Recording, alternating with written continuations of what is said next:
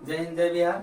देखिए class 10th का ये बहुत ही इम्पोर्टेंट लेसन है और सबसे ज्यादा गर्व की बात है कि हमारे राइटर या हमारे लेखक बिहार के हैं और पटना जिला के रहने वाले हैं। और इनका जीवनी देखेंगे, कहानी है विष के दांत, नलिनी विलोचन शर्मा द्वारा लिखित ये कहानी है। सब लोग कहते हैं कि बिहार में क्या है और मैं फिर दोहराता हूँ कि बिहार में क्या नहीं है। ऐसे रत्न भंडार जिसके बारे में अभी हम लोग जानने वाले हैं और बिहार के खासकर पटना जिला में देखते हैं क्या है। विष के दांत के जो लेखक हैं नलिनी विलोचन शर्मा, इनका जन्म 18 फरवरी 1916 को पटना के बदरघाट में इनका जन्म हुआ था। जैसे कुछ लोग जब मूर्ति भसाने जाते हैं तो पहले कहते थे बदरघाट दूर है जाना जरूर है। तो मैं प्रेरणा दे दूं समूह को कि बहुत प्रख्यात जगह के हमारे ये लेखक है जो रहने वाले हैं। हम लोग बचपन में कहते थे बदरघाट दूर है जाना जरूर है, भले कोनो नदी तालाब में फंसा दे मूर्ति को जरूर कहते थे। तो आइए देखते हैं। इनका जन्म 12 फरवरी 1916 को पटना के बदरघाट में हुआ था। ये उनका जो जन्म से भाषा था वो भोजपुरी बोलते थे, ठीक है ना, उनका भाषा भोजपुरी था। तो लेकिन भोजपुरी क्या सभी भाषा बोलते थे, लेकिन ऐसा लिखा है किताब में। दर्शन और संस्कृत के प्रख्यात विद्वान पंडित रामावतार शर्मा के ये पुत्र थे। दर्शन मतलब फिलोसफी, संस्कृत तो आप जानते ही हैं, वो महान ज्ञाता थे। उनका सबसे बड़ा पुत्र थे नलिन विलोचन शर्मा और उनकी माता का नाम रत्नावती शर्मा था। इनका स्कूली शिक्षा पटना कॉलेजिएट से हुआ था। ये पटना विश्वविद्यालय से संस्कृत और हिंदी में एमए किए, MA मास्टर ऑफ आर्ट्स, ठीक है। तो एमए दो भाषा से एमए किए थे, संस्कृत और हिंदी से। और इसके बाद ये पढ़ाई के बाद हरप्रसाद दास जैन कॉलेज आरा में प्रोफेसर बने, फिर रांची विश्वविद्यालय में और अंत में पटना विश्वविद्यालय के प्राध्यापक बने, मतलब प्रोफेसर हुए। 1959 ईस्वी में उसी कॉलेज में पटना विश्वविद्यालय में ये हिंदी विभाग के अध्यक्ष बने और उनकी मृत्यु 12 सितंबर 1961 को हुआ और उस पद पर ही थे, अध्यक्ष पद पर ही, यानी नौकरी में ही थे। इनका देहांत हुआ था। विष के दांत कहानी अन्य कहानी नामक कहानी से संग्रह यहां से लिया गया है। अन्य कहानी नामक कहानी के संग्रह से लिया गया है। यह कहानी मध्यम वर्ग की परेशानी, इसलिए तो हम बार बार कहते हैं पढ़िए। मध्यम वर्ग, उच्च वर्ग, सभी वर्ग को बिठा देगा। विद्या विद्या ददाति विनयम विनयाति आदि पात्रताम पात्रतम धर्म आपनोति धनाधर्म तथा सुखम। सुख चाहिए तो विद्या हासिल करिए, कोई मध्यम और उच्च वर्ग नहीं। डॉक्टर का पहचान नहीं होता कि किस जाति का है, किस धर्म का है, किस मजहब का है। वकील का पहचान नहीं होता जाति धर्म और मजहब। तो हम पढ़ेंगे नहीं तो जाति धर्म का भेद तो पैदा ही करेंगे। जाहिल लोगों का काम क्या है? जाति और धर्म का भेद पैदा करना। पढ़े लिखे लोगों के अंदर जाति और धर्म नहीं होता। न मास्टर का जाति होता है, न वकील का जाति होता है, न डॉक्टर का होता है, न समाज सेवक का कोई जाति होता है। इसलिए पढ़ाई करिए और अच्छा से अच्छा बनिए। उच्च वर्ग की क्रूरता एवं निम्न वर्ग की सोच को उजागर किया गया है इस कहानी में। सामाजिक भेदभाव और लिंग भेद भी किया गया है। लड़का लड़की के बारे में बताया गया है कि एक घर में लड़का को कैसा व्यवहार किया जाता है, लड़की के साथ कैसा व्यवहार किया जाता है। ये पूरे एक मतलब एक हम तो कहते हैं कि सभी समाज के अंदर है। वर्ग को अगर बांटने की बात करें तो बेटा को लोग अच्छा हाई फाई स्कूल में पढ़ाते हैं, बेटी को लोग सरकारी स्कूल में डाल देते हैं, किसी तरह पढ़ाई करे। लेकिन अंत में लात मार के बेटवे निकाल देता है और बेटियां दूर से पूछती है पापा आप किस हाल में। बदलिए समाज को, बदलना होगा, समानता लाइए। अमीरों की गलती रहते हुए भी सही नौकरी पेशा वाले मध्यम वर्ग को ड्राइवर हुआ या उसका नौकर हुआ तो उसको गलत ठहरा दिया जाता है। अगर वो सही भी है तो उसे कह दिया जाता है नहीं तुम गलत हो। और पैसे वाले लोग, अमीर लोग अगर वो गलत भी करते हैं तो कहते हैं कि नहीं मैं सही हूँ। ये दर्शाया गया है। इसलिए अगर हम पढ़ाई करें, मेहनत करें तो सारे भेद मिट जाएंगे। कोई हाथ पकड़ेगा ना तो बांह कबार देंगे, लेकिन कब जब पढ़ेंगे तब कैसे? कलम से। क्यों? क्योंकि बांह कबारने की बात मेरे बात थोड़ा उल्टा रहता है, लेकिन समझने की बात है। मूर्ख मारे लट से कि अंग अंग फट जाए और ज्ञानी मारे ज्ञान से कि अंग अंग जुट जाए। मैं कलम से मारने की बात करता हूँ। पढ़िए और कलम की ताकत दिखाइए दुनिया को। नौकरी पेशा वालों को गलत ठहरा देना कोई बड़ी बात नहीं है। और इसमें दर्शाया कि इसका पर्दाफाश हमारे लेखक किए हैं। सेन दंपति का पुत्र मतलब खोखा, खोखा मतलब पुत्र कासू एक अमीर घराने का एक बेटा होता है जिसका नाम है कासू। और बेटी वो काफी अमीर था, तो अमीर बाप का अमीर बेटा, मनचले बाप का मनचला बेटा। और एक गरीब का बेटा जो नौकर ड्राइवर या कारीगर ये मतलब किरानी रहता है, उसका बेटा के बीच कुछ ऐसा कुछ विवाद होता है। तो बड़े बेटे का नाम, बड़े बाप के बेटा का नाम था कासू, और 5 बेटियां थी जिसका नाम था सीमा, रजनी, आलो, शेफाली और आरती। क्या हुआ जी? 2, 3, 4 और 5, एक बेटा और 5 बेटियां। अब एक कहानी में एक अंतर्द्वंद खड़ा होता है। इनका बेटा तब हुआ था, यानी बेटा का जन्म तब हुआ था जब ये बुढ़ापे के अंतिम पड़ाव पर थे। 5 बेटियां थी, जब बेटा हुआ तो मन भरू तो होगा ही, ऐसा नहीं बेटा लोग ज्यादा मन भरू होते हैं। अरे भैया कुछ करके दिखाओ देश के लिए।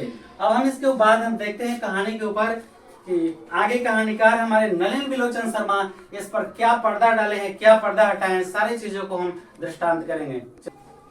एक सेन दंपति की कहानी किस तरह बताया गया, इस कहानी में बहुत ध्यान से समझने की कोशिश करेंगे। सेन साहब एक नया मोटर कार लेते हैं और बरसाती में खड़ी रहती है, चमचमाती काले रंग का स्टीमर इंड का, जैसा लगता है कोयल घोंसले से निकला है, ऐसा कहानीकार ने लिखा है।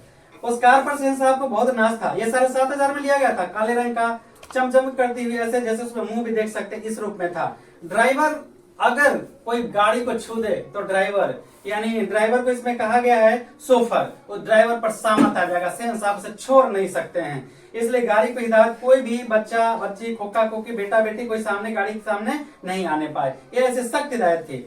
सेन साहब की बेटियां कठपुतली थी, एक इशारे पर जो चाहे वो करती थी, पर बेटा एक नंबर का शरारती, क्या बोलेंगे, शरारती का मतलब थोड़ी होता है, शैतान बोलेंगे, मन बढ़ू बोलेंगे, ऐसा बेटा था। और अगर वो गलती भी कर दे तो सेन साहब को लगता था कि मेरा बेटा इंजीनियर बन रहा है, 3, 4, 5 साल में सामान तोड़ देते, इंजीनियर बन रहा है। उनके यहाँ आए हुए अतिथि भी जब कुछ पूछते थे अपने बेटे के बारे में, कोई दूसरा बात भी कोई पूछे तो अपने बेटे के बड़ाई ही करने लगते थे। अंत में बेटा किस तरह का निकला देखते हैं। और कोई भी सामान तोड़ना उनके लिए आम बात है, वे मुस्कुराहट से अपने होठों पर लाद सकते। सोसाइटी, बेटियां ऐसी थी कि कभी साथ खुल के हंस ना सके, केवल मुस्कुराहट ही, अगर हंस दे तो उस पर सामत आ जाएगी, ये सख्त पाबंद था। बेटे कैसे थे, जो चाहे वो घर में कर दे, जो चाहे तोड़ दे, जो चाहे बर्बाद कर दे। लेकिन सेन साहब का बेटियों के लिए अलग नियम था और बेटों के लिए अलग नियम था। सो जहां सेन परिवार की लड़कियां का सवाल, उससे मोटर की चमक दमक तो कोई खास खतरा नहीं था, लेकिन खोखा था, वो कुछ भी कर सकता था। खोखा जो एक ही था, सबसे छोटा था।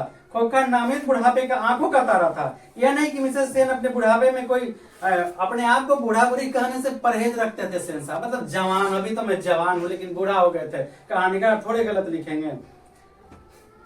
लेकिन मानने, उनको मानते नहीं थे कि मैं ऐसा हूं। हकीकत में यह है कि खोखा का आविर्भाव तब जाकर के हुआ था जब उसकी कोई उम्मीद, दोनों की कोई उम्मीद बाकी नहीं थी, मतलब अब बेटा होने का कोई उम्मीद नहीं था, संतान होने का कोई उम्मीद नहीं था।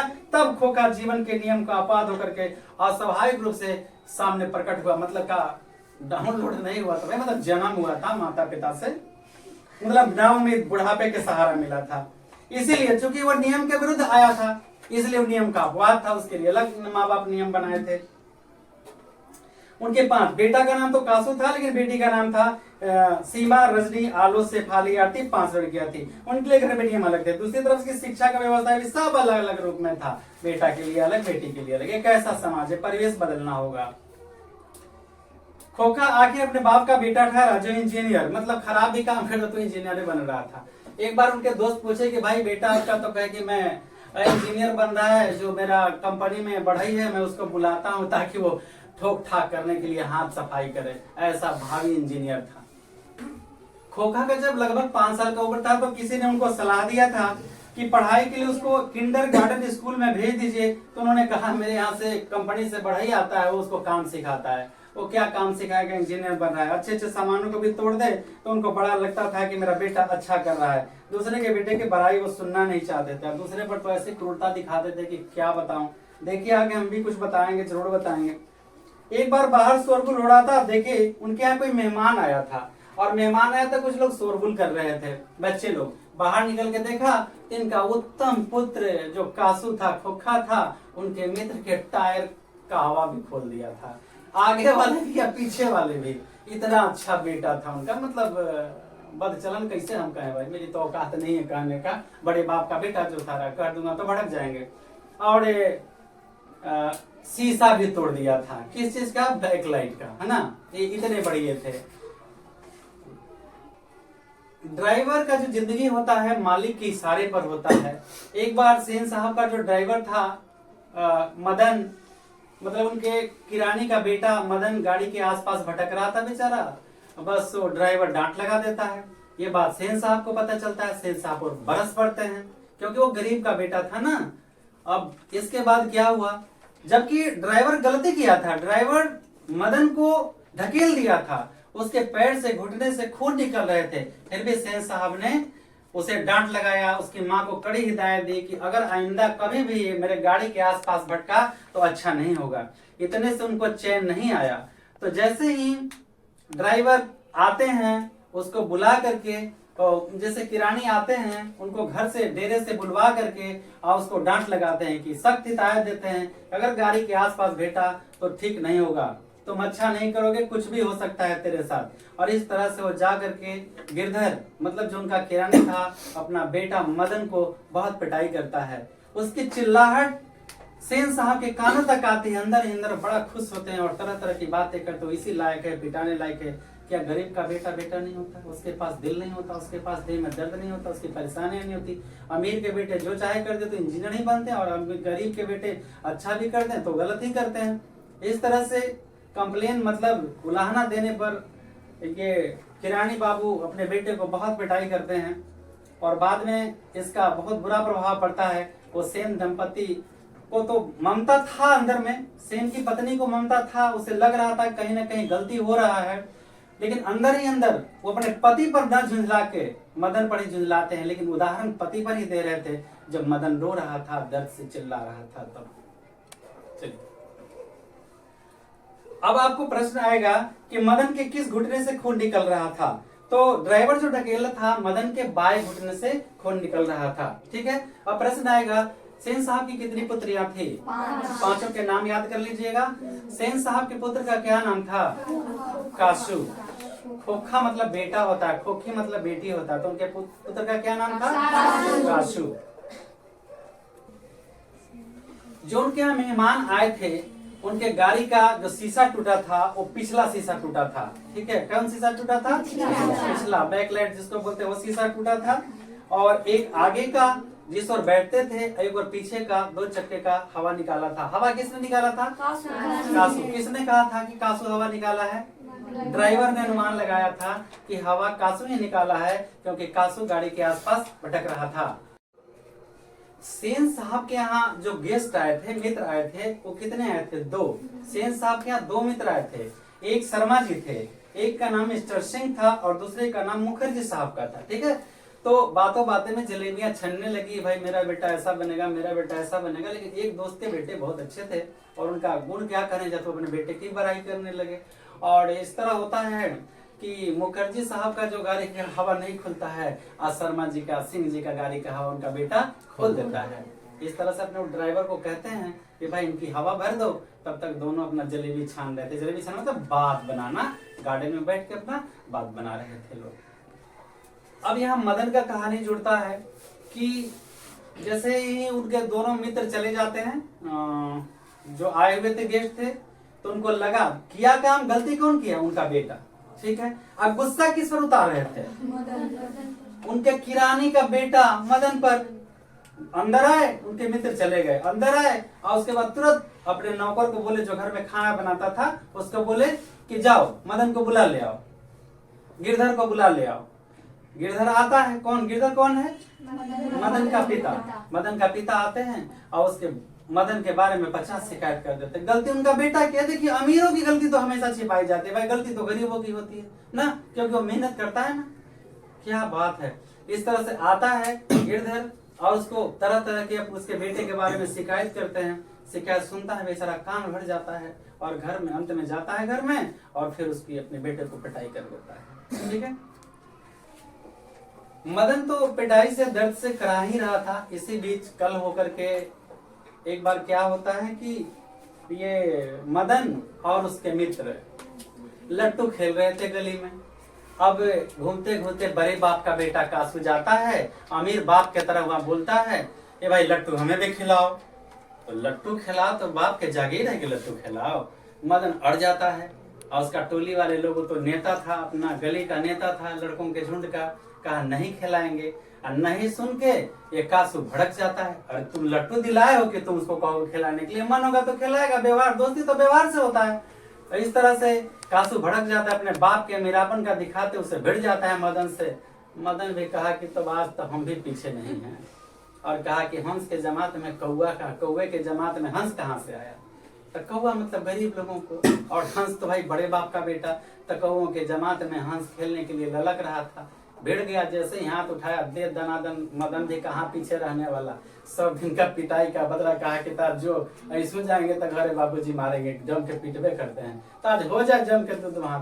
पटक पटक के मार के उनका गर्दा छोड़ा दिया, मार बॉक्सिंग के दुगो दांत तो तोड़ दिया। यही लेखक कहानी लिखा है यहाँ, विष के दांत। लेकिन ये हो रहा था कहाँ लड़ाई, उनके बरामदे मतलब उनके अहाते के बाहर। अगर ये अहाता के अंदर होता तब मदन को हिम्मत नहीं था मारने का।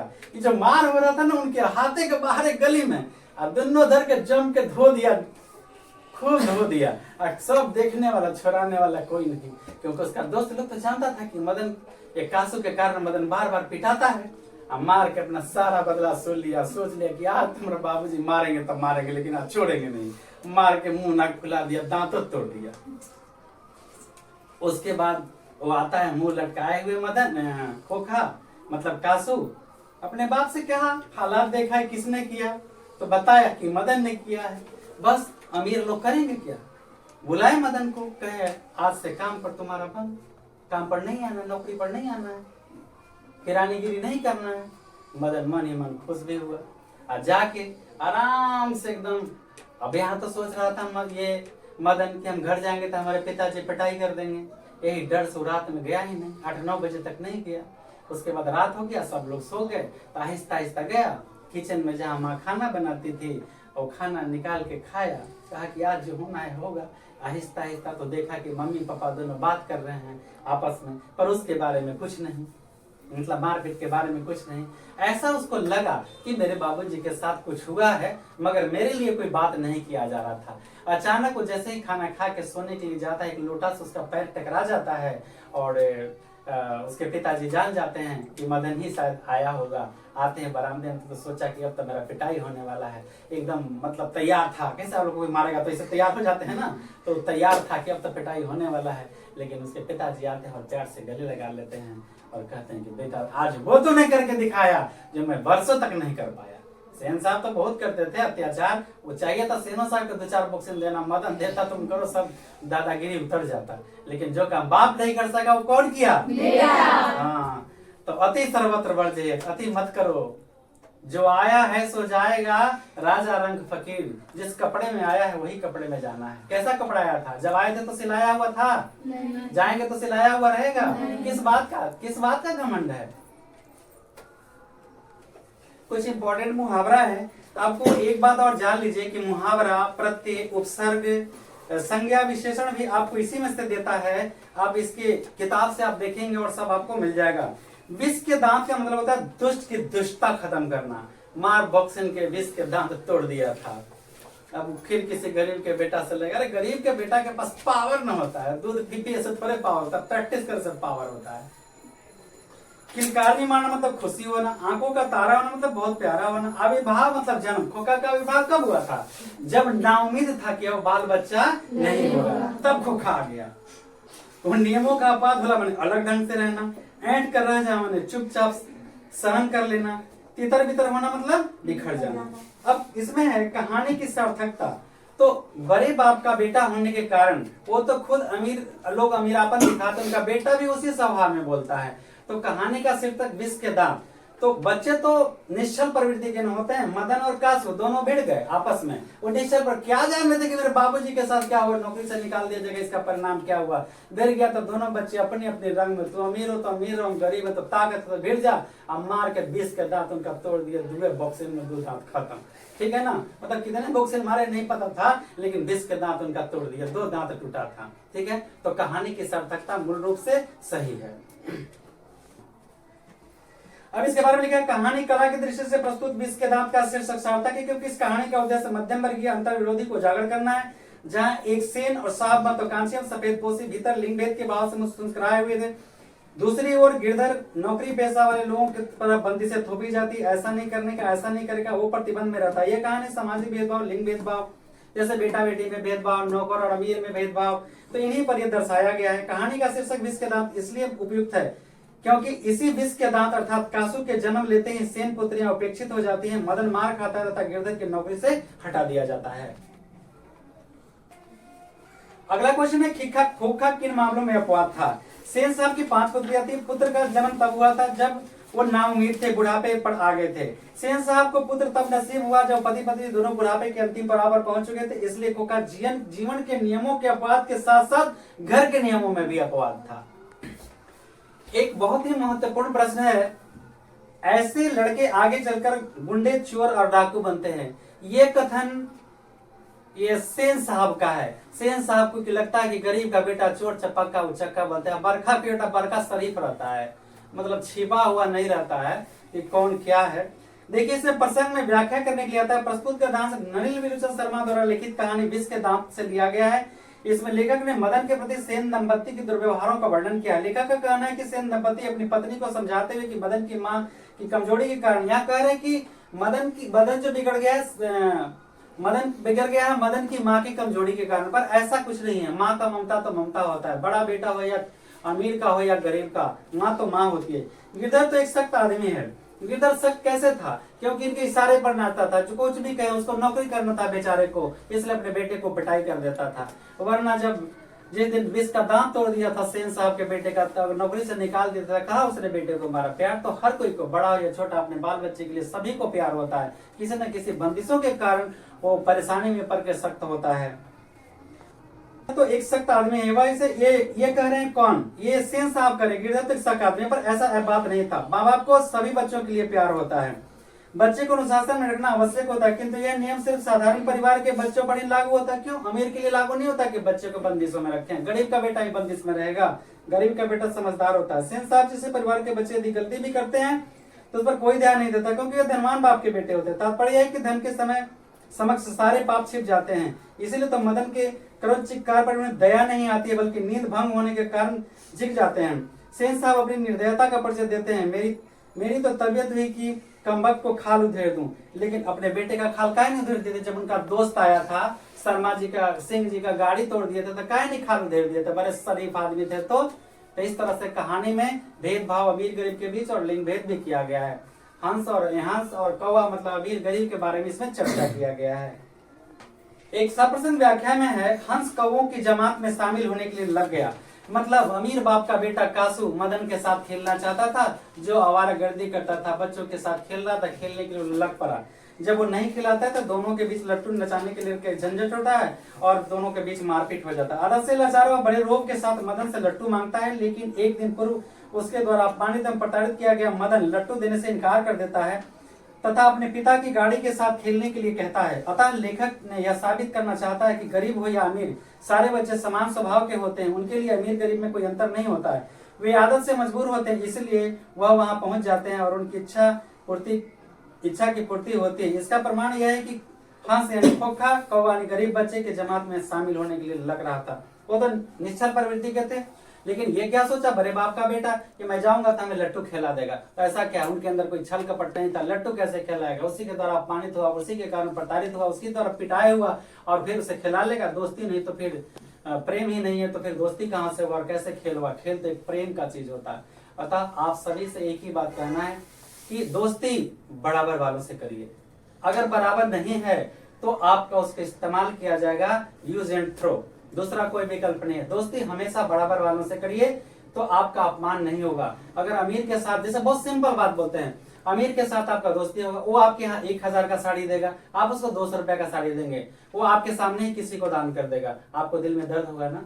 क्योंकि आज पैसे, मनी पावर, पैसा, प्यार का कोई मूल्य नहीं आज के जमाने में। इसलिए दोस्ती बराबर वालों से करिए।